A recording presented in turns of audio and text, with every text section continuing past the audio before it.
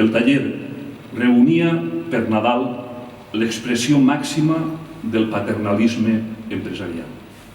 El dia 24 de desembre, el sobre, amb el sou setmanal, es veia complementat amb la seva paga extraordinària.